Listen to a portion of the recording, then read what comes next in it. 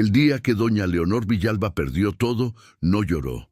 No porque fuera valiente, sino porque llevaba tanto tiempo sin hacerlo que ya había olvidado cómo. Pero eso vendría después. Antes de la caída estaba la cumbre, y desde esa cumbre el mundo se veía exactamente como Leonor siempre había creído que debía verse, pequeño, ordenado y a sus pies. La hacienda Villalba era la más grande de la región, no por mucho, sino por todo. Sus límites comenzaban donde el camino principal doblaba hacia el oriente. Pasaban por 3 colinas cubiertas de viñedos y terminaban en el río de aguas claras que los lugareños llamaban el Espejo, porque en sus orillas uno podía ver reflejado el cielo con una nitidez que quitaba el aliento. Las tierras eran fértiles, generosas, perfumadas en primavera con el olor dulce de los naranjos en flor. En verano, el trigo maduro ondeaba bajo el viento caliente como un mar dorado que no tenía costas. La casa principal era de piedra blanca y madera lacada en color miel. Tenía 2 pisos, galería con columnas y un jardín interior donde crecían rosas de un rojo tan intenso que más de un visitante se había detenido a mirarlas sin decir palabra, simplemente porque no había palabras suficientes.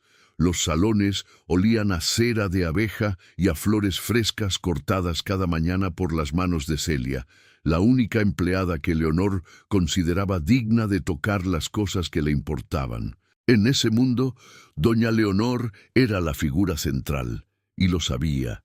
Tenía 32 años en aquel entonces, aunque ella nunca lo habría admitido frente a nadie que no fuera su espejo.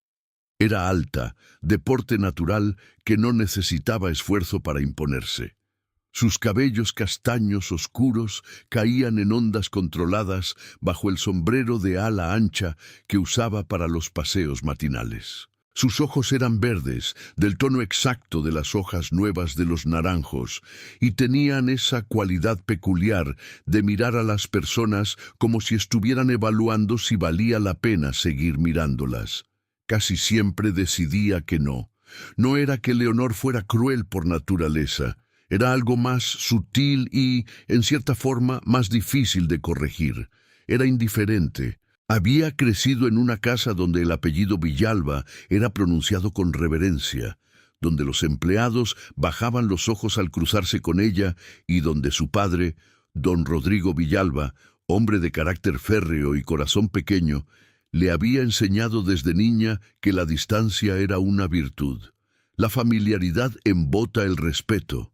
Le repetía mientras ella aprendía a firmar documentos con la misma caligrafía elegante que él. Y sin respeto, Leonor, no tienes nada. Lo que don Rodrigo nunca le enseñó, porque él tampoco lo sabía, era la diferencia entre respeto y miedo. Leonor había confundido las 2 cosas durante toda su vida adulta. Los martes de mercado en el pueblo eran su escenario favorito.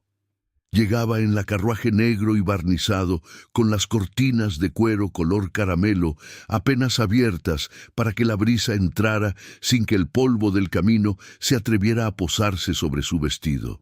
Celia iba sentada frente a ella, con la canasta de compras en el regazo y la discreción bien aprendida de no hablar a menos que le preguntaran algo.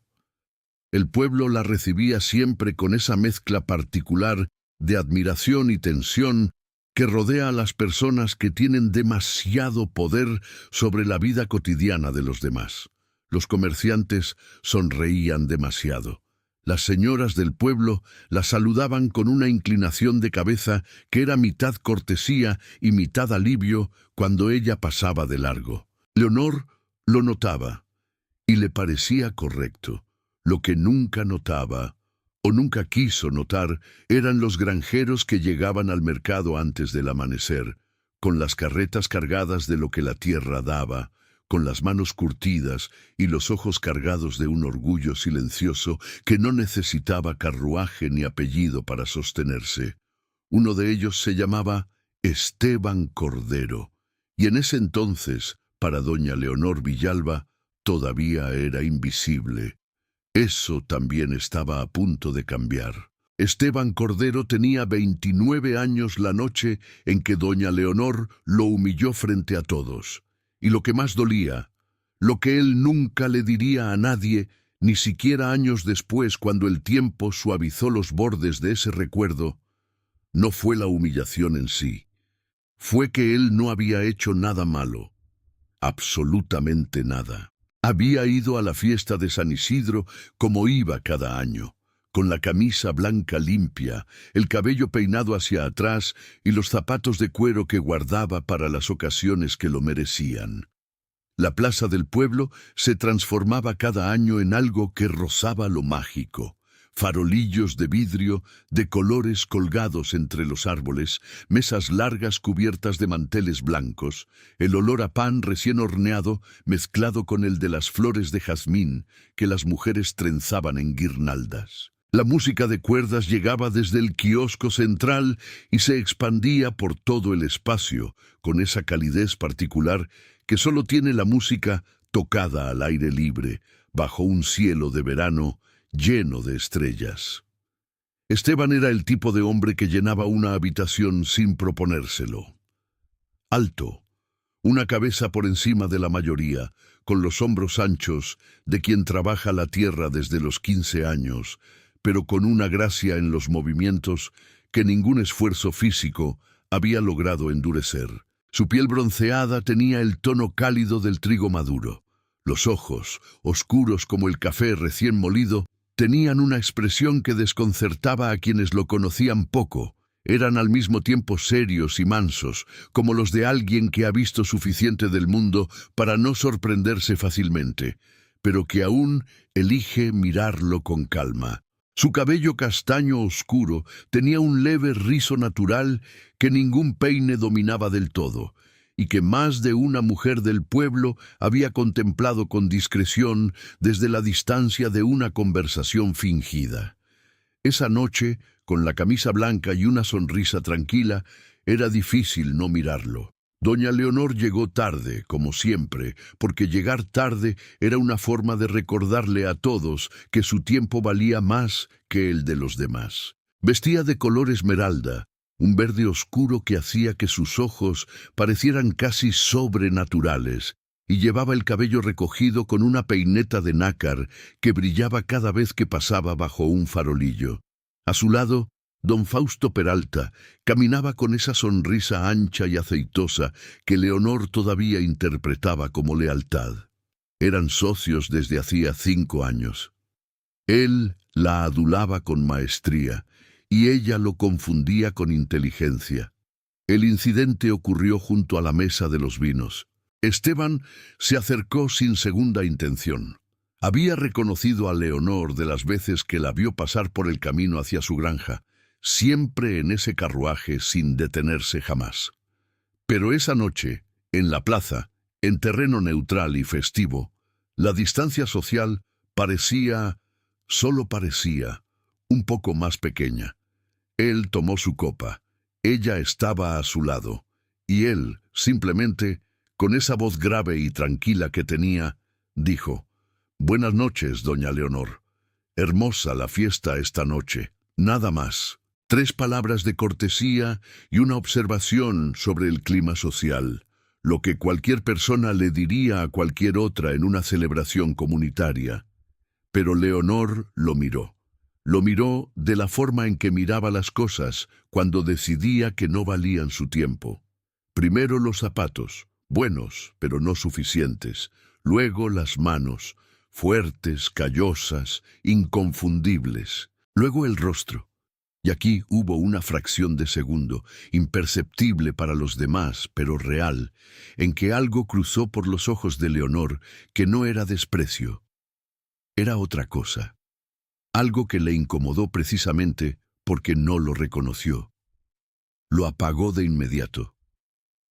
«¿Nos conocemos?», dijo ella, no como pregunta, como puerta cerrada. El murmullo comenzó suave, pero en una plaza así de pequeña, los murmullos viajan rápido. 2 señoras cerca de la mesa de postres ya se habían girado. Don Fausto sonrió con esa sonrisa de quien disfruta el espectáculo ajeno. Esteban no parpadeó. «Soy Esteban Cordero. Tengo la granja al sur del río», dijo con la misma calma de antes, sin retroceder, sin elevar la voz. Leonor tomó su copa con dedos perfectos y respondió con un volumen que llegó a todos los oídos cercanos. «Ah, el granjero del río». Y luego, con una ligereza estudiada que era más fría que cualquier grito, «Qué interesante que los organizadores hayan decidido hacer esta fiesta tan inclusiva». La risa fue breve, nerviosa, incómoda. Pero fue. Esteban sostuvo su mirada 2 segundos más, 2 segundos que valieron más que cualquier respuesta, y luego, sin apresurarse, dejó su copa sobre la mesa, asintió levemente con la cabeza como si se despidiera de alguien que merecía cortesía, aunque no la devolviera, y se alejó entre la gente. Nadie lo vio regresar esa noche, y doña Leonor Villalba, rodeada de sonrisas que le daban la razón, sintió por un instante breve y extraño que había ganado algo que en realidad nunca había tenido. Lo que ninguno de los dos sabía esa noche era que el destino tiene una memoria perfecta y que a veces cobra exactamente con la misma moneda. Antes de continuar, necesito preguntarte algo. ¿Alguna vez conociste a alguien que te miró como si no existieras y años después la vida los volvió a poner en el mismo camino? Cuéntame en los comentarios. Quiero leer tu historia. Y si llegaste hasta aquí sintiendo cada palabra, ya sabes lo que tienes que hacer. Suscríbete y activa la campanita. Porque lo que viene ahora, la caída de Leonor, el reencuentro y el momento en que ella se arrodilla, es lo que hace que esta historia sea imposible de olvidar. Los meses que siguieron a la fiesta de San Isidro fueron en apariencia los más prósperos que Leonor había conocido. Los libros de cuentas mostraban números que crecían con la regularidad satisfactoria de una cosecha bien sembrada. La sociedad con don Fausto Peralta había expandido las operaciones de la hacienda hacia el comercio de tierras, compra, venta, arrendamiento, y los contratos llegaban firmados con sellos importantes y nombres respetables. Fausto tenía ese don particular de las personas peligrosas, la capacidad de hacer que todo pareciera más simple de lo que era, y de hacer que su propia presencia pareciera indispensable. «Todo marcha perfectamente, doña Leonor», le decía siempre, con esa sonrisa ancha que le ocupaba la mitad del rostro, pero nunca le llegaba a los ojos. «Usted solo tiene que firmar, del resto me encargo yo». Y Leonor firmaba. Había aprendido los negocios de su padre, sí, pero don Rodrigo Villalba había muerto 3 años atrás, y con él se había ido también el único instinto que ella todavía no había desarrollado por completo: la desconfianza. Don Rodrigo desconfiaba de todos, incluyendo en sus últimos años de su propia sombra. Era un defecto, pero también era un escudo. Leonor, en cambio, confiaba en los documentos, en los números, en la lógica fría de las cuentas. Lo que no sabía leer, todavía, era lo que ocurría en los espacios entre los números, en los márgenes, en las notas al pie escritas con letra pequeña que parecían detalles y eran en realidad el mecanismo completo de su destrucción. La primera señal llegó un martes de octubre, de la mano de Celia. Celia tenía 40 y tantos años, una lealtad construida a lo largo de 20 de ellos al servicio de la hacienda, y una intuición para las personas que ningún documento ni contrato podía reemplazar. No era mujer de muchas palabras, Leonor se lo había enseñado sin proponérselo, pero esa mañana entró al despacho con la bandeja del desayuno y depositó sobre el escritorio, junto a la taza de porcelana, un sobre sin remitente. «Lo dejaron bajo la puerta del jardín antes del amanecer», dijo simplemente. Leonor lo abrió. Dentro había media hoja de papel con una sola línea escrita a mano, con letra apretada y urgente. «Pregunte por las escrituras de las tierras del norte. Pregunte usted misma». No había firma. Leonor lo leyó 2 veces. Luego lo dobló con cuidado, lo depositó dentro del cajón derecho del escritorio y tomó su taza de café. Probablemente algún competidor intentando sembrar desconfianza, dijo, más para sí misma que para Cilia. La gente envidiosa siempre encuentra formas creativas de perder el tiempo. Celia no respondió, pero tampoco se movió de inmediato. Se quedó un segundo más de lo necesario junto a la puerta, con esa quietud de quien tiene algo que decir y ha aprendido, a fuerza de años, que no será escuchado. ¿Algo más, Celia? No, señora. Y salió.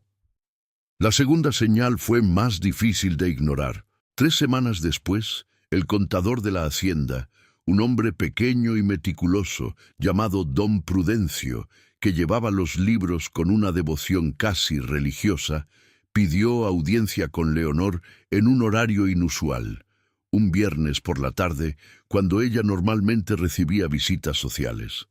Llegó con su maletín de cuero gastado y una expresión que no era exactamente alarma, pero se le acercaba peligrosamente. Acomodó sobre el escritorio 3 folios llenos de cifras y señaló con el dedo índice una columna de números en el margen derecho de la segunda página. Doña Leonor, hay movimientos en las cuentas de la sociedad que no encuentran respaldo en los contratos que usted me ha dado para revisar. Su voz era baja, profesional, cuidadosa. Transferencias hacia una cuenta que no está registrada a nombre de la Sociedad Villalba Peralta, sino a nombre de una empresa que yo no reconozco. Si usted pudiera confirmar que autorizó estas operaciones... —¿Cuánto? —interrumpió Leonor. Don Prudencio señaló la cifra. Era considerable, pero no catastrófica. No todavía. Leonor estudió los números durante un momento. Luego tomó su pluma y escribió una nota breve, dobló el papel y se lo entregó a don Prudencio. Llévele esto a don Fausto y pídale que me envíe la documentación de respaldo antes del lunes. Seguramente es un error administrativo. Don Prudencio tomó el papel con las 2 manos como quien recibe algo frágil. Señora, con el mayor respeto, dudó. Luego decidió terminar la frase. Si fuera un error administrativo, no habría razón para que la cuenta de destino estuviera registrada a nombre de un familiar de don Fausto. El silencio en el despacho fue tan completo que se escuchaba el viento mover las ramas del jazmín junto a la ventana. Leonor lo miró durante 3 segundos largos. Le pediré la documentación el lunes, don Prudencio. Eso es todo. El contador salió, y Leonor giró su silla hacia la ventana, donde el jardín estaba encendido de luz de tarde, las rosas rojas perfectamente abiertas, el cielo color mandarina sobre las colinas. Todo seguía igual, todo seguía en su lugar. Pero algo, en algún lugar debajo de su certeza, había comenzado a moverse, como el suelo antes de un temblor, cuando todavía no tiembla. Pero ya no está quieto. El lunes, don Fausto no envió la documentación, envió una sonrisa. Llegó a la hacienda a media mañana, con su traje gris bien planchado y el sombrero en la mano, con esa actitud de hombre que no viene a rendir cuentas, sino a hacer un favor. Se sentó frente al escritorio de Leonor con la comodidad de quien siente que el espacio también le pertenece. Cruzó una pierna sobre la otra y antes de que ella pudiera hablar, desplegó sobre la mesa un conjunto de papeles que tenían el aspecto oficial de una explicación. Todo está aquí, doña Leonor. Los movimientos corresponden a una operación de resguardo fiscal que acordamos en enero. ¿No lo recuerda? Fue en la reunión antes de las fiestas. Leonor no lo recordaba. Pero don Fausto lo dijo con tanta naturalidad, con tanta seguridad tranquila, que por un momento ella dudó de su propia memoria antes de dudar de él. Eso era lo que él hacía mejor. Revisó los papeles con calma. Eran convincentes, demasiado bien preparados para ser improvisados, lo cual significaba que llevaban tiempo listos, esperando exactamente este momento. Había firmas, había sellos, había incluso una que parecía ser la suya. Parecía. Esto lo firmaré para los archivos después de que don Prudencio lo revise, dijo Leonor, y la frase sonó más segura de lo que se sentía. La expresión de Fausto no cambió. Solo asintió, tomó los papeles con calma, los ordenó con cuidado exagerado y los devolvió a su maletín. Por supuesto, como guste. Esa noche, Leonor durmió mal por primera vez en años. Lo que vino después llegó en oleadas, como el agua que entra por una grieta pequeña y luego encuentra el camino hacia las grietas más grandes. Y un día, el muro entero cede y ya no importa saber por dónde empezó. En noviembre, 3 contratos de arrendamiento de tierras fueron anulados por los arrendatarios, alegando irregularidades en los términos originales, términos que al revisarlos, Leonor descubrió que habían sido modificados después de su firma. En diciembre, el Banco Regional le informó que la línea de crédito asociada a la sociedad Villalba Peralta había sido utilizada en su totalidad, casi el doble de lo que los libros de Leonor registraban. En enero llegó la notificación legal. Don Fausto Peralta había disuelto la sociedad de forma unilateral 3 meses atrás, en una fecha que coincidía exactamente con la semana en que Leonor había viajado al sur por asuntos de la hacienda. Lo había hecho con documentos que llevaban su firma, falsificada con una precisión que solo era posible si alguien llevaba años estudiándola. Y al disolver la sociedad, había transferido los activos compartidos, las tierras del norte, los contratos vigentes, las participaciones en los almacenes del pueblo, a su propio nombre. La cifra total de lo que había desaparecido era suficiente para hacer que el suelo debajo de la hacienda Villalba se sintiera, de repente, mucho menos sólido. Leonor leyó la notificación sentada en su escritorio, con el jardín iluminado de sol de invierno al otro lado de la ventana y las rosas en reposo, desnudas de pétalos, con solo los tallos oscuros quedando como pequeños esqueletos elegantes contra la pared blanca. No lloró. Llamó a su abogado. El abogado era un hombre honesto, lo cual, en esta situación, significaba que le dijo la verdad sin adornos. La falsificación era difícil de probar en los tiempos que corrían. Los documentos eran buenos. Los testigos que Fausto había usado para las operaciones eran personas de su círculo, dispuestas a confirmar versiones convenientes. El proceso legal sería largo, costoso, y mientras se resolvía, si se resolvía, Leonor no podría disponer de los activos en disputa. ¿Cuánto tiempo?, preguntó ella. Si todo va bien, el abogado dudó. 2 años, quizás 3. ¿Y si no va bien? Él no respondió, lo cual era una respuesta. La sociedad del pueblo tardó exactamente 2 semanas en enterarse, y tardó menos de eso en reaccionar. Las invitaciones a las cenas de los jueves dejaron de llegar, las visitas de cortesía se espaciaron, luego desaparecieron. En el mercado, las señoras que antes la saludaban con inclinaciones de cabeza, ahora encontraban razones urgentes para mirar en otra dirección justo cuando ella pasaba. Los comerciantes seguían siendo correctos, pero esa corrección tenía ahora el tono frío y medido de quien trata con alguien que mañana puede no poder pagar. Lo más doloroso no fue el abandono, fue la velocidad. Leonor había creído durante toda su vida adulta que su posición social era el resultado de quién era. Descubría ahora, con la claridad brutal de quien pierde el espejo en el que siempre se miró, que había sido únicamente el resultado de cuánto tenía. Sin la fortuna, el apellido Villalba era solo un nombre. Una noche de febrero, con el viento frío golpeando los postigos de la casa grande y las habitaciones del segundo piso ya cerradas para ahorrar en calefacción, Leonor se sentó a la mesa del comedor, la mesa larga que había sido diseñada para recibir a 20 personas, completamente sola, con un plato de comida sencilla que Celia había preparado en silencio. Celia era la única que quedaba. Todas las demás empleadas habían partido en las semanas anteriores, algunas con discreción, otras con la torpeza de quien no sabe cómo irse, pero sabe que debe hacerlo. Celia se había quedado sin que nadie se lo pidiera, sin negociar su salario, que en ese momento era incierto, y sin dar explicaciones. Esa noche, cuando retiró el plato, Leonor la miró por primera vez en muchos años de verdad. No como a una empleada, como a una persona. ¿Por qué sigues aquí, Celia? Celia recogió los cubiertos con sus manos tranquilas antes de responder.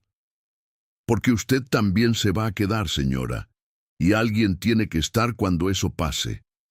Leonor no supo qué responder. Celia apagó la lámpara del comedor al salir, y Leonor se quedó en la oscuridad tibia de esa habitación que alguna vez había sido el centro de su mundo, escuchando el viento, sintiendo por primera vez el peso exacto de todo lo que había construido, y de todo lo que había ignorado mientras lo construía.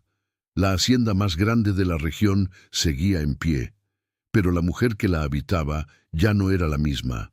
Y eso, aunque todavía dolía demasiado para reconocerlo, era el principio de algo. Marzo llegó sin pedir permiso, como llega siempre. Con él llegaron también las deudas que ya no podían esperar.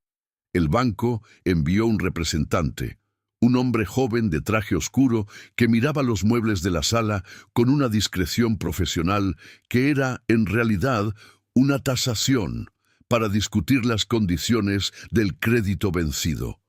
La conversación fue breve, técnica y tan fría como el mármol del piso bajo sus pies. Al final, el hombre joven dejó sobre la mesa un documento con un número y una fecha. La fecha estaba a 40 días.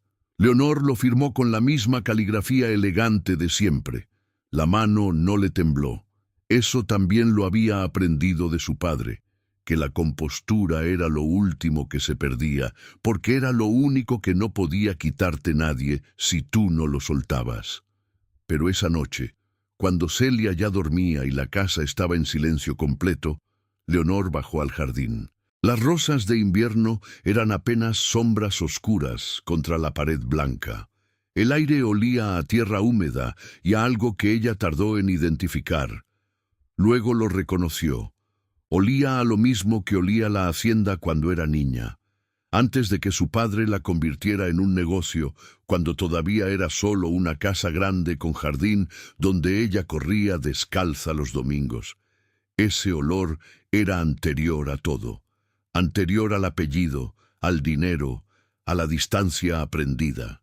Se sentó en el banco de piedra junto al naranjo más viejo del jardín, el que ya no daba frutos, pero que nadie había cortado porque don Rodrigo, en uno de sus pocos gestos sentimentales, había dicho una vez que ese árbol había estado ahí antes que ellos y estaría después. Y ahí, sola con ese árbol viejo y el cielo de marzo lleno de estrellas frías, doña Leonor Villalba hizo algo que no había hecho desde los 9 años. Lloró.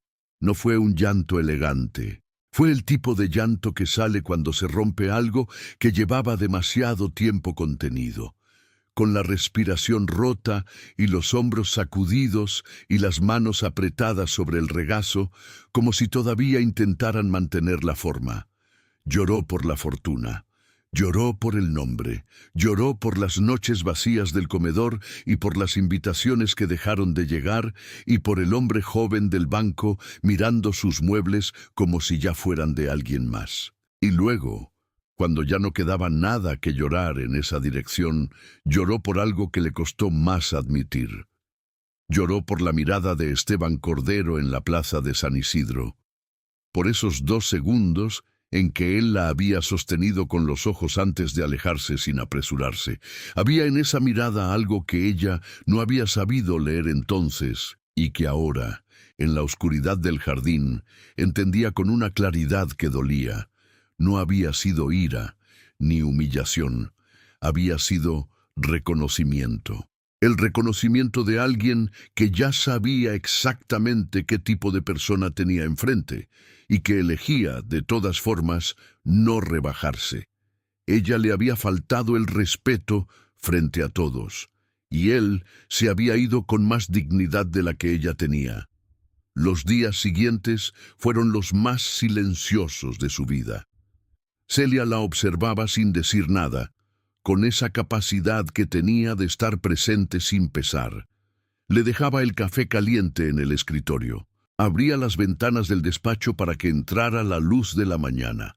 Ponía flores silvestres en el florero de la entrada. No rosas de jardín cultivado, sino las flores pequeñas y resistentes que crecían solas junto al camino. Violetas y margaritas amarillas que costaban nada y lo llenaban todo. Leonor empezó a notar esas flores. Eso también era nuevo. Una tarde encontró a Celia remendando una sábana en el corredor con una aguja y hilo de un color ligeramente distinto, porque el hilo del color exacto ya no estaba entre los suministros de la casa. «¿Cuánto queda en la despensa?», preguntó Leonor. «Para 3 semanas, si somos cuidadosas». Y después, Celia levantó la vista del remiendo. «Después habrá que tomar decisiones, señora».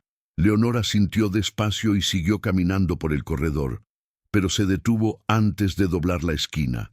«Celia, la granja de Esteban Cordero, al sur del río». Las palabras le costaron más de lo que esperaba. «¿Sabes si sigue ahí?». Una pausa breve.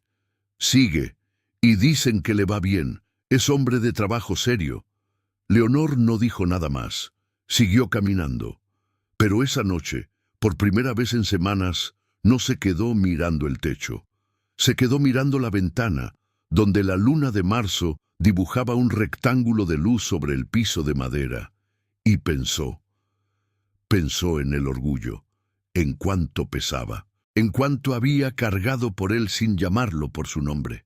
Lo había llamado con postura, distinción, criterio, clase, pero en el fondo, en ese fondo que uno solo ve cuando todo lo demás se ha ido, era simplemente miedo.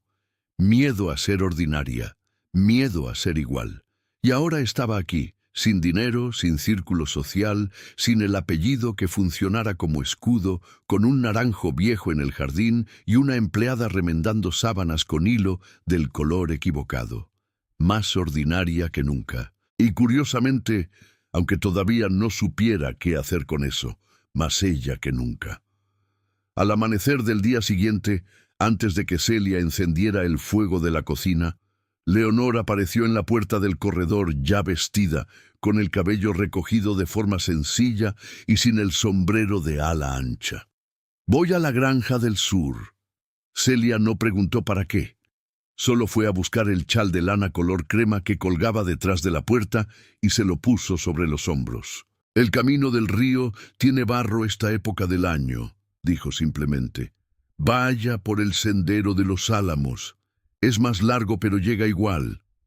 Leonor tomó el chal, asintió, y salió a pie, sola, hacia la única dirección que le quedaba.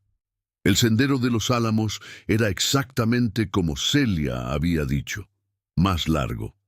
Pero también era hermoso de una manera que Leonor no esperaba, o quizás que nunca había tenido ojos para ver antes. Los álamos crecían a ambos lados del camino, formando una especie de techo natural, altos y delgados, con las hojas nuevas de marzo temblando con cada brisa, como si aplaudieran algo que solo ellos podían escuchar.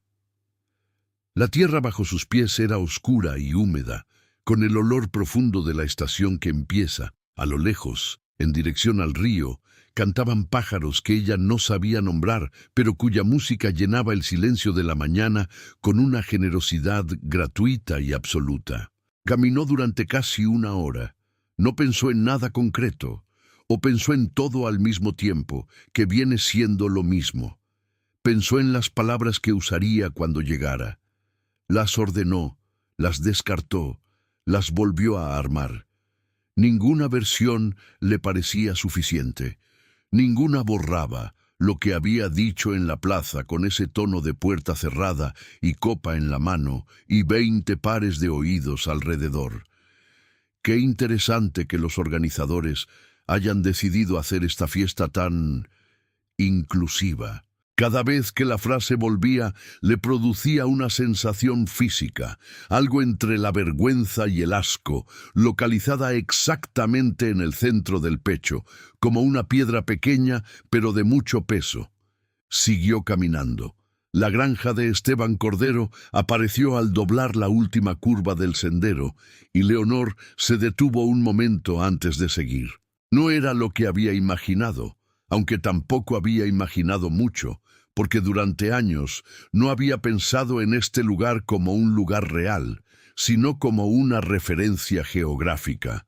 La granja al sur del río, el territorio de los invisibles. Era más bonita que cualquier cosa que hubiera esperado. La casa era de piedra y adobe, de una sola planta pero amplia, con el techo de tejas color terracota que el sol de la mañana convertía en algo casi cobrizo. Enfrente había un portal de madera oscura cubierto de enredadera verde con flores blancas diminutas que perfumaban el aire con un olor limpio y dulce. A la derecha, el huerto. Hileras ordenadas de vegetales con el verde intenso de lo bien cuidado, la tierra entre las plantas removida y oscura. A la izquierda, los establos, limpios, sin el olor pesado que Leonor asociaba a esos espacios, y más allá, los campos que llegaban hasta donde la vista alcanzaba, con el trigo apenas comenzando a subir, verde y prometedor bajo el cielo azul de marzo. Había una dignidad en todo aquello que no necesitaba de mármol ni de columnas para sostenerse. Leonor lo sintió antes de poder nombrarlo. Esteban estaba en el portal cuando ella llegó al portón de madera. Estaba de pie junto a una mesa de trabajo larga, revisando algo en un pliego de papel con la concentración tranquila de quien está acostumbrado a resolver problemas sin alboroto. Llevaba la camisa de trabajo arremangada hasta los codos, con el cuello abierto y el cabello ligeramente desordenado por el viento de la mañana. Cuando levantó la vista y la vio, no hubo sorpresa en su rostro. O si la hubo, la contuvo con esa calma que parecía ser en él no un esfuerzo, sino una forma natural de estar en el mundo. Se quedaron así un momento, ella del lado de afuera del portón, él del lado de adentro, con la distancia de unos pocos metros, que en realidad medía años. «Doña Leonor», dijo él, sin ironía, sin calidez calculada, solo su nombre, reconocido. Esteban. Ella no supo por qué no usó el apellido. Salió así. Él se acercó al portón con paso tranquilo y lo abrió sin ceremonia, haciéndole un gesto hacia el portal con la mano. Un gesto simple, de hospitalidad natural, como si recibir visitas inesperadas a la hora del amanecer fuera algo completamente ordinario. «Pase. Celia acaba de poner el café», dijo, y luego añadió con una seriedad perfectamente neutral. «Quiero decir, mi cocinera. Se llama Celia también». Leonor entró. Se sentaron a la mesa del portal con 2 tazas de café y el sonido de los pájaros y el huerto y el viento entre los álamos. Jacinto, el trabajador más viejo de la granja, un hombre de cabello blanco y ojos de un gris desconfiado que lo decían todo, pasó 2 veces cerca de la mesa con pretextos distintos, mirando a Leonor de reojo con la franqueza de quien ya no tiene edad para disimular lo que piensa. Ella lo notó. No dijo nada. Esteban esperó. No preguntó por qué había venido. No llenó el silencio con conversación de cortesía. Simplemente esperó, con las manos alrededor de su taza y los ojos oscuros mirando hacia los campos, dándole a ella el espacio y el tiempo que necesitaba para llegar a sus propias palabras. Eso la desarmó más que cualquier pregunta. Leonor miró la taza, miró el huerto, miró las flores blancas de la enredadera, y luego, despacio, con el peso de algo que había cargado demasiado tiempo, bajó de la silla. Se arrodilló en el piso de piedra del portal. Esteban se giró hacia ella de golpe, la primera vez que algo lo tomaba por sorpresa esa mañana, y se levantó de inmediato.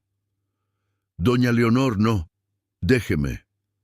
Su voz no era dramática, era solo firme, la voz de alguien que ha tomado una decisión y necesita cumplirla hasta el final para que valga algo.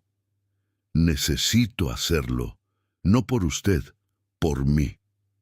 Él se quedó inmóvil.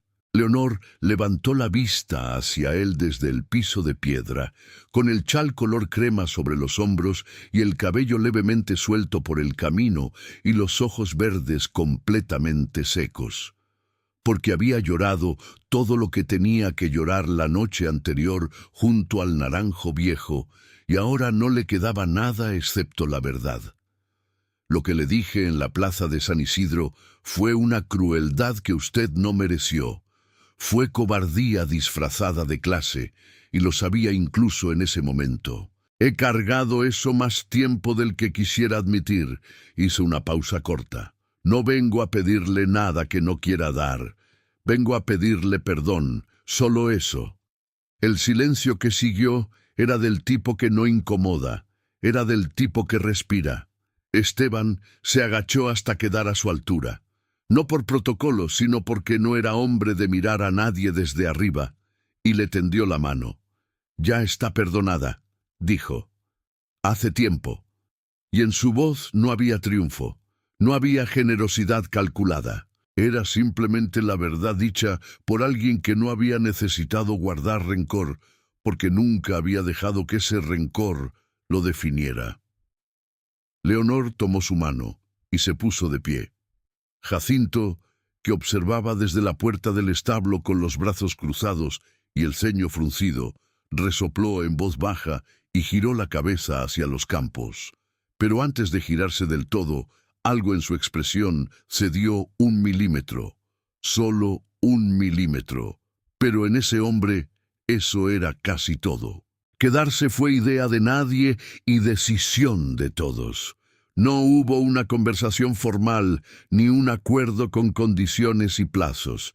Ocurrió de la manera en que ocurren las cosas importantes en la vida rural, gradualmente, en silencio, a través de los hechos pequeños que se acumulan hasta que ya no tiene sentido preguntar cómo empezó todo.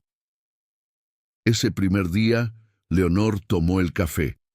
Agradeció con una sencillez que a ella misma le resultó extraña y se preparó para regresar por el sendero de los álamos.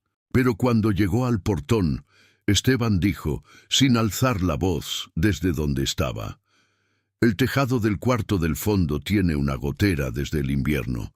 Hay trabajo aquí si usted necesita un lugar mientras el asunto legal se resuelve». Leonor se detuvo con la mano en el portón de madera. No era caridad. Lo había dicho en el tono exacto en que se ofrece un intercambio honesto entre personas que se respetan. Hay trabajo, hay techo, sin lástima disfrazada de generosidad, sin la condescendencia suave de quien ayuda desde arriba. Ella lo reconoció, y precisamente porque lo reconoció, pudo aceptarlo. «Mañana vengo con mis cosas», respondió. Y así fue. Celia llegó también, por supuesto, con 2 maletas medianas, el florero de la entrada envuelto en una sábana para que no se rompiera en el camino, y la misma expresión de siempre, serena, práctica, completamente sin drama. Esteban le asignó el cuarto junto a la cocina, que tenía una ventana pequeña con vista al huerto y una cama sólida de madera de pino. Celia lo inspeccionó con brevedad profesional. Puso el florero sobre la repisa y al día siguiente por la mañana ya estaba en la cocina con la cocinera de la granja, una mujer robusta y de carácter alegre llamada Remedios, negociando amigablemente el orden de los utensilios. Leonor se instaló en el cuarto del fondo, el que tenía la gotera reparada con una viga nueva que olía a madera fresca.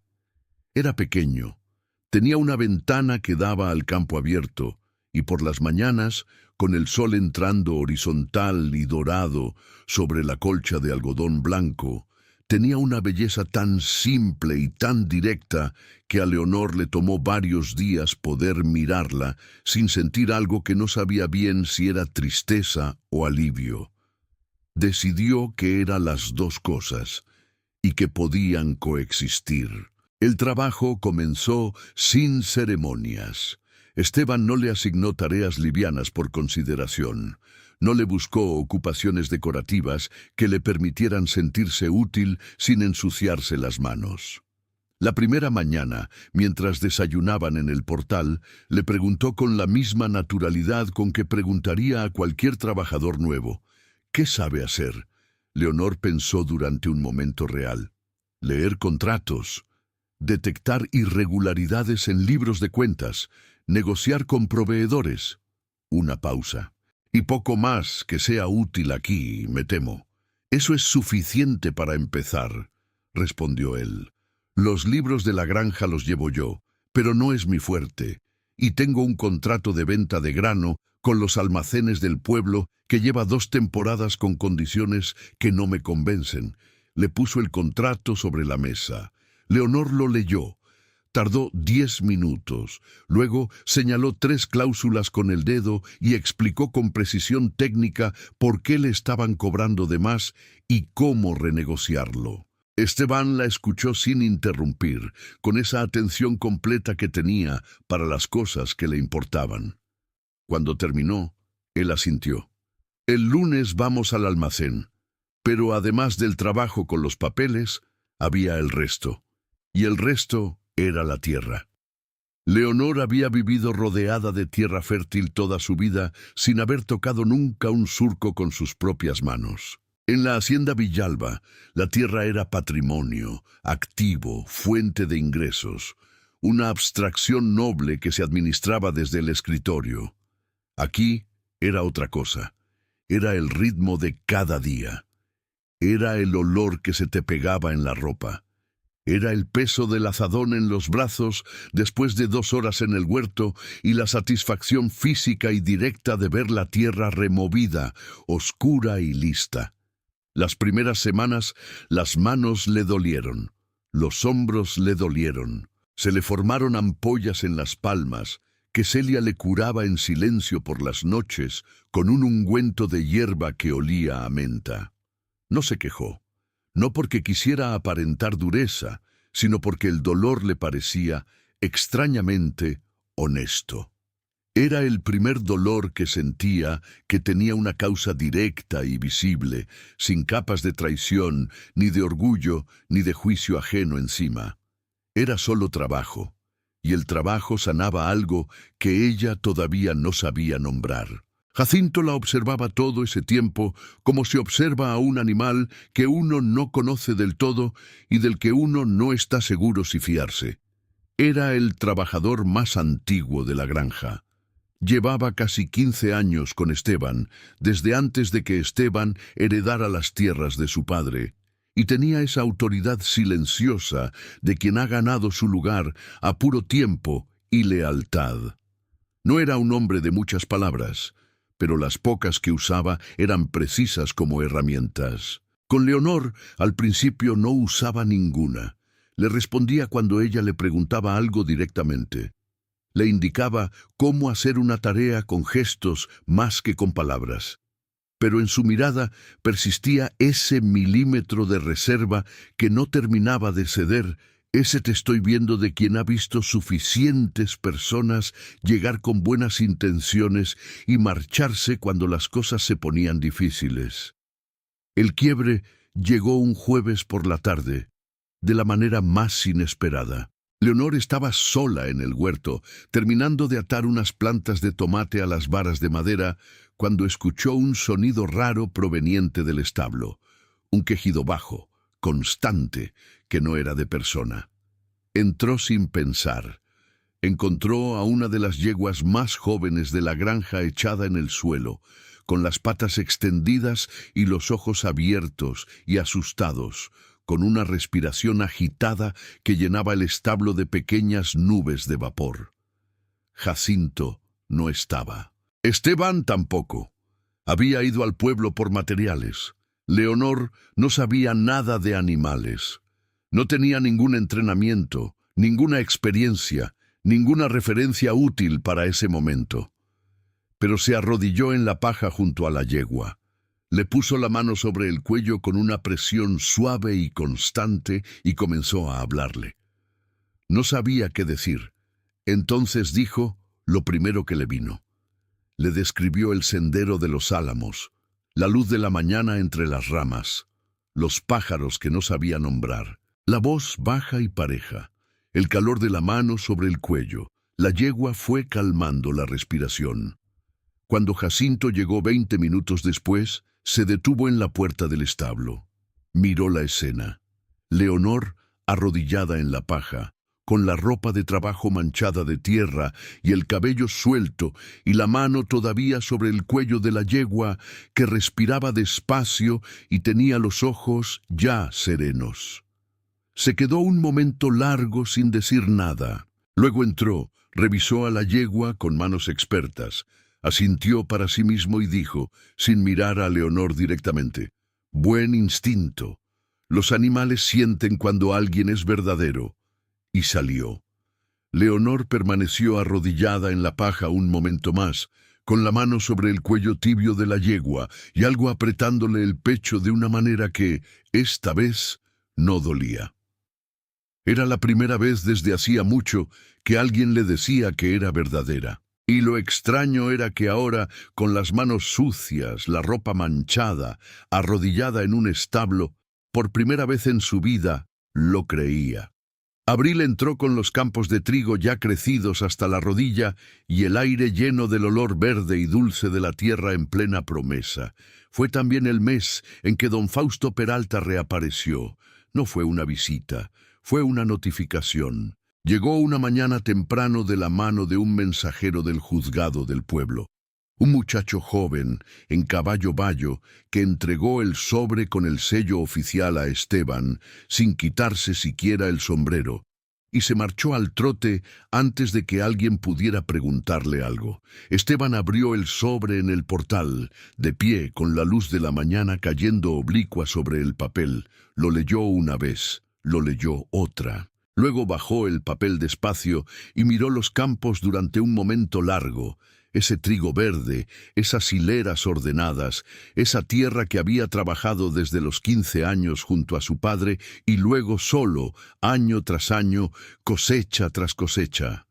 Leonor estaba en la mesa del portal con los libros de cuentas cuando lo vio entrar con el papel en la mano. Algo en su manera de caminar, esa calma que él siempre tenía, ligeramente más tensa de lo ordinario, como una cuerda bien templada a la que alguien hubiera añadido un giro más, le dijo que algo había cambiado.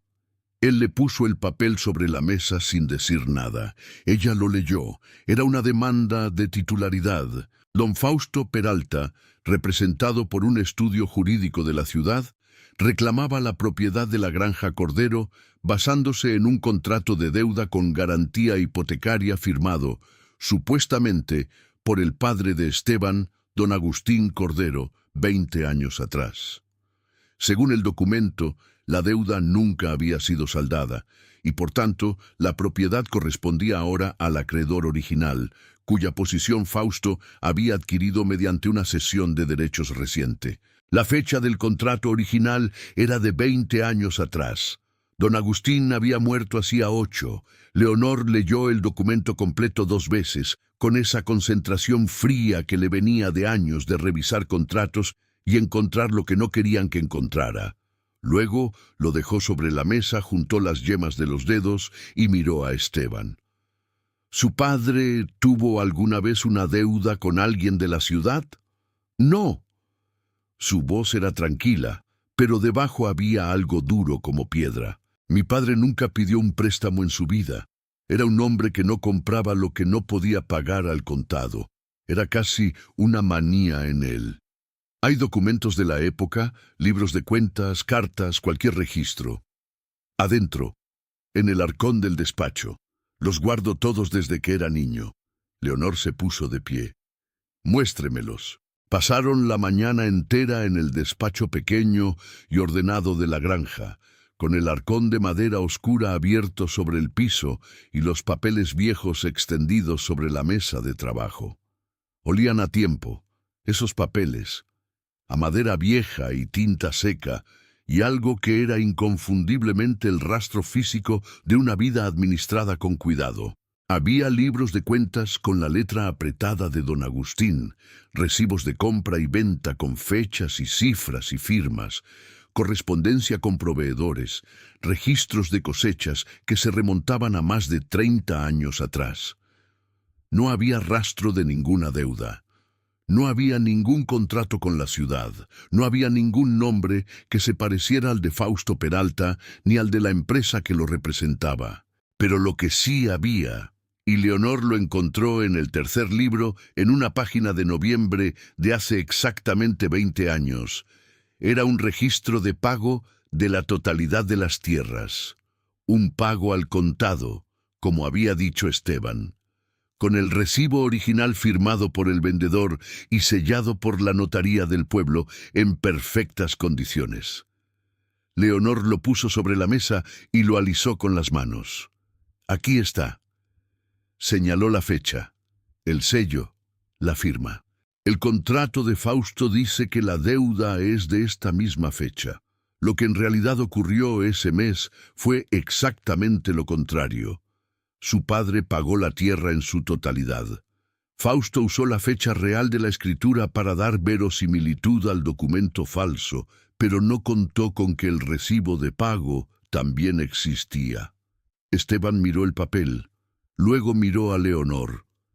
¿Eso lo invalida? Si encontramos al notario que selló esto, o a sus herederos, o los registros de la notaría de ese año, sí, completamente. Leonor hizo una pausa. Fausto hizo esto con mis tierras también, pero ahí la documentación estaba dispersa y él tuvo tiempo de anticiparse. Aquí no. Aquí su padre guardó todo, cada papel, cada recibo, cada sello. Una pausa más breve. Don Agustín era un hombre meticuloso. Esteban no respondió de inmediato.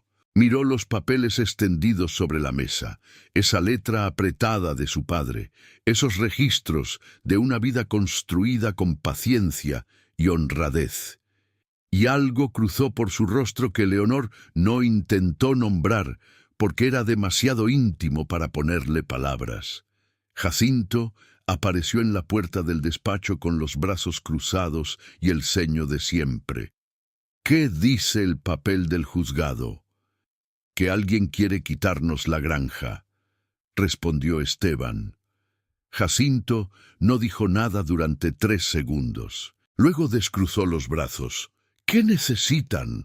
Leonor levantó la vista hacia él. Necesito ir a la notaría del pueblo, hoy, y necesito que alguien me indique dónde vive el notario actual, porque voy a necesitar acceder a los registros de hace 20 años, antes de que Fausto envíe a alguien a que los haga desaparecer. Jacinto la miró durante un momento con esos ojos grises que pesaban todo. Luego agarró el sombrero que colgaba en la pared junto a la puerta.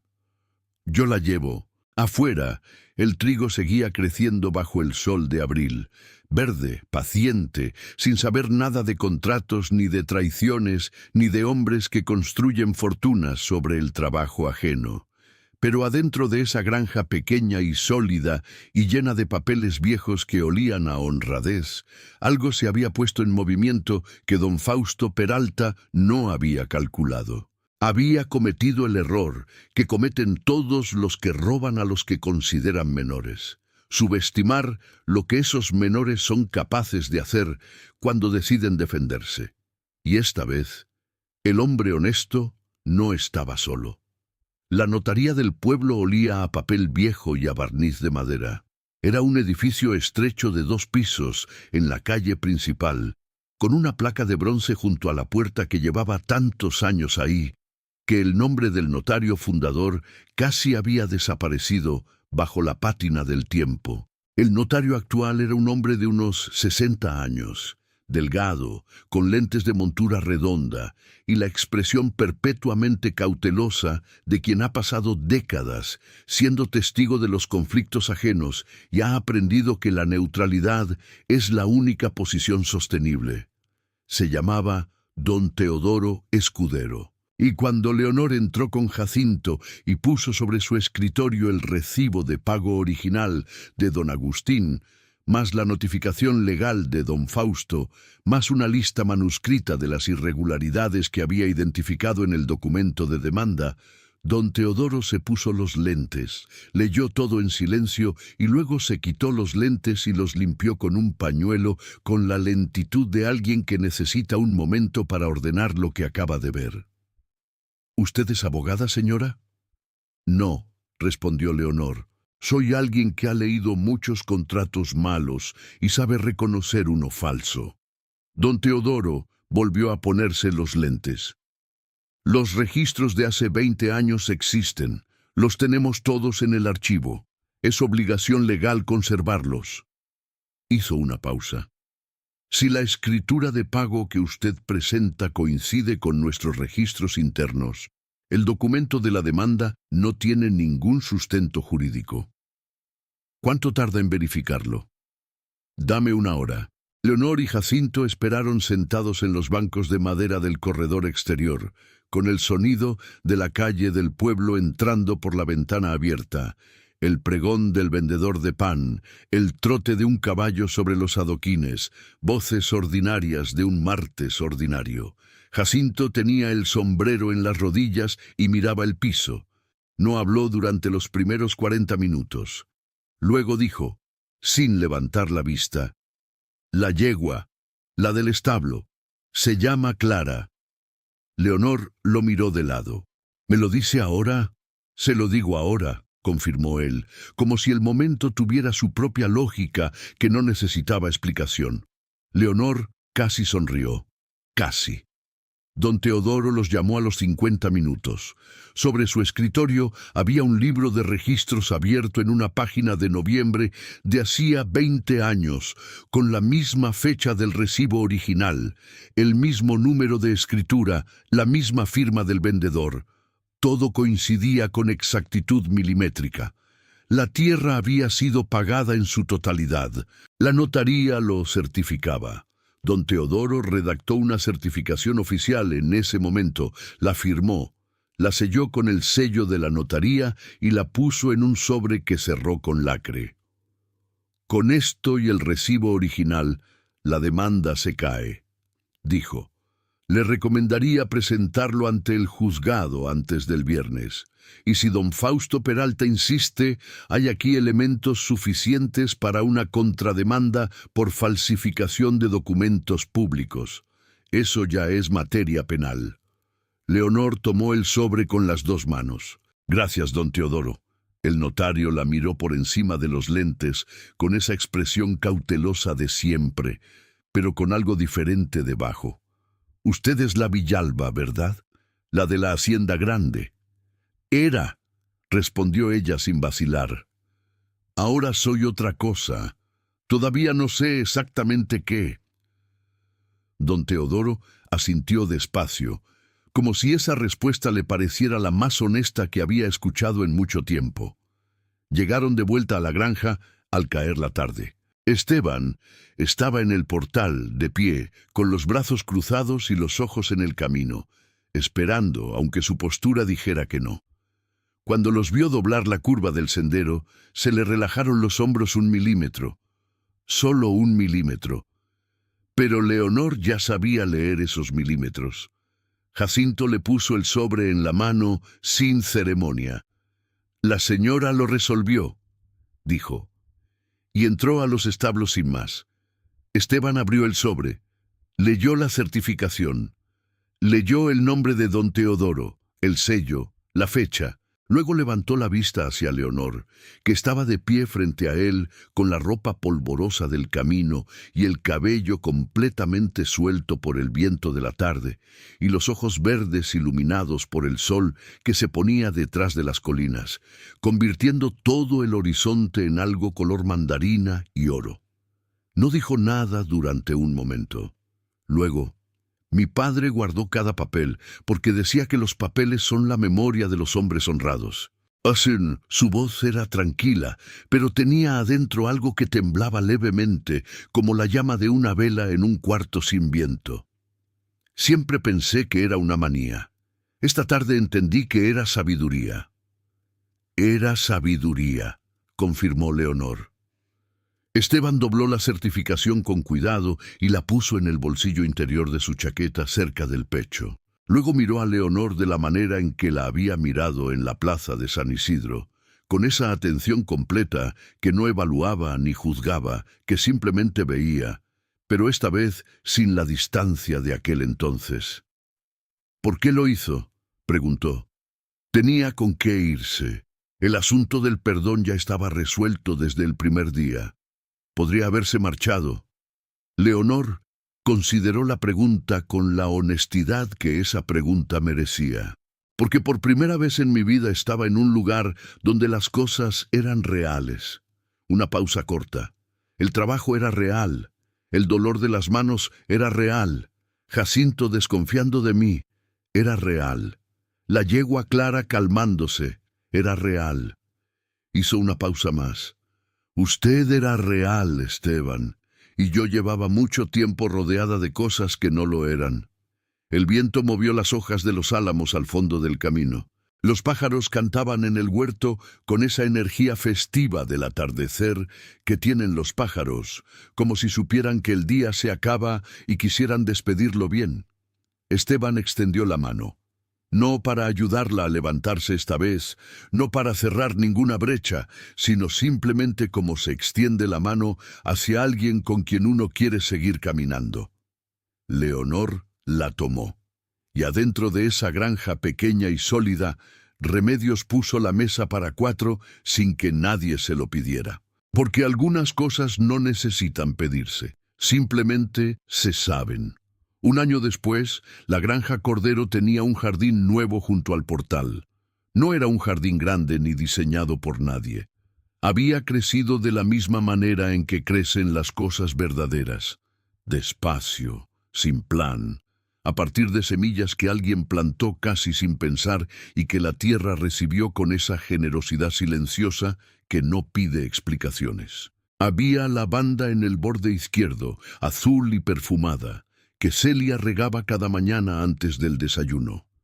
Había un rosal pequeño junto a la pared de piedra, de rosas rojas, porque Leonor las había pedido sin avergonzarse de pedirlas, y Esteban las había plantado sin hacer preguntas, y había en el centro un naranjo joven que todavía no daba frutos, pero que estaba ahí, verde y prometedor, con toda la paciencia del mundo. Leonor lo había traído del jardín de la hacienda Villalba el día en que la casa fue entregada al banco. Había llegado con una pala, había sacado el árbol con raíces y todo, lo había envuelto en arpillera húmeda y lo había traído en brazos por el sendero de los álamos. Esteban la había visto llegar desde los campos y había ido a su encuentro sin decir nada, y entre los dos lo habían plantado esa misma tarde, con las manos en la tierra y el sol de otoño tibio sobre los hombros. No era el naranjo viejo de don Rodrigo, ese se había quedado atrás, como se quedan todas las cosas que pertenecen a una vida anterior, pero era suyo, de ella y de este lugar nuevo.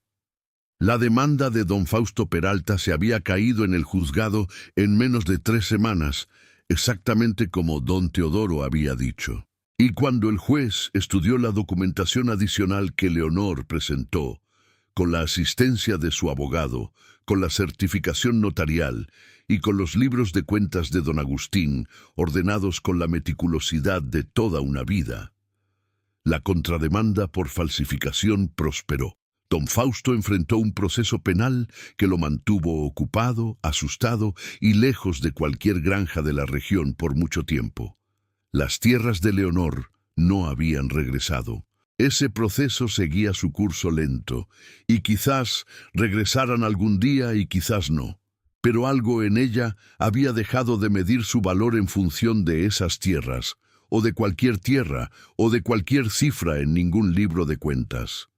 Lo había descubierto una mañana de junio, arrodillada en el huerto con las manos en la tierra y la espalda al sol, oyendo a Jacinto explicarle con su economía de palabras característica cuándo y cómo se trasplantaban los tomates. Lo había descubierto en el peso honesto del trabajo diario, en el olor a pan de remedios llenando la casa al amanecer, en las noches en que Celia y ella tomaban té en el portal y hablaban como lo que eran. Dos mujeres que se habían elegido mutuamente sin que nadie se lo pidiera. Lo había descubierto en Esteban, en la manera en que él la miraba cuando creía que ella no se daba cuenta, con esa atención tranquila y profunda que era su forma de querer, sin palabras grandes ni gestos dramáticos, con la misma constancia con que cuidaba sus campos, todos los días, sin falta, sin necesitar que nadie lo viera hacerlo. Una tarde de marzo, exactamente un año después del día en que ella había caminado por el sendero de los Álamos, con el corazón apretado y las palabras del perdón aún sin forma, Esteban la encontró sentada junto al naranjo nuevo, con un libro abierto en el regazo y los zapatos quitados en el pasto. Se sentó a su lado sin decir nada. El sol de la tarde doraba los campos de trigo que ya empezaban a crecer de nuevo, puntales de verde fresco sobre la tierra oscura. Las golondrinas cruzaban el cielo en líneas rápidas y elegantes. Clara, la yegua, pastaba tranquila cerca del establo con esa serenidad suya de animal que sabe que está en casa. —¿En qué piensas? —preguntó Esteban. Leonor cerró el libro y lo miró. Miró ese rostro que el sol había bronceado otro tono más durante el año. Esos ojos oscuros que ya no le resultaban desconocidos, sino exactamente lo contrario. Los ojos más familiares del mundo, los que ella buscaba sin darse cuenta cada vez que entraba a una habitación. —En que nunca pensé que iba a ser feliz con tan poco —respondió. Él la miró sin prisa. —¿Y que resulta que tampoco es todo? Esteban tomó su mano, esa mano que ya tenía callos pequeños y que ya no se parecía en nada a la mano perfecta de la mujer de la copa de vino en la plaza de San Isidro, y que era por eso exactamente más suya que nunca. Y la sostuvo con la misma firmeza tranquila con que sostenía todo lo que valía la pena. El naranjo joven movió las hojas con la brisa, y los dos se quedaron ahí, en silencio, mientras el sol se ponía sobre la granja más bonita de la región. No la más grande, la más bonita. ¿Llegaste hasta aquí? Entonces ya sabes que hay historias que no se olvidan. Cuéntame en los comentarios, ¿con cuál de los dos te quedaste más? ¿Con la caída de Leonor o con el momento en que Esteban le tendió la mano sin triunfo ni rencor? Quiero leer lo que sentiste. Y si esta historia te llegó al corazón, compártela con alguien que también la necesite escuchar hoy. Nos vemos en la próxima, donde el amor, el campo y la dignidad vuelven a encontrarse.